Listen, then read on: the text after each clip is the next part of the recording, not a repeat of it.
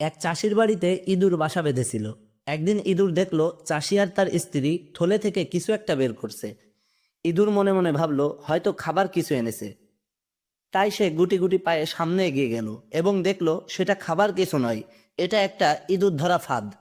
ইঁদুর ভয় পেয়ে গেল এবং বাড়ির পিছনে খোপে থাকা কবুতরকে গিয়ে বলল, কবুতর ভাই, বাড়ির মালিক আজ একটা ইঁদুর ধরার ফাঁদ এনেছে। এটা শুনে কবুতর হাসতে লাগলো এবং বলল, তাতে আমার কি, আমি কি ওই ফাঁদে পড়বো নাকি? নিরাশ হয়ে ইঁদুরটি মুরগির কাছে গিয়ে একই কথা বলল।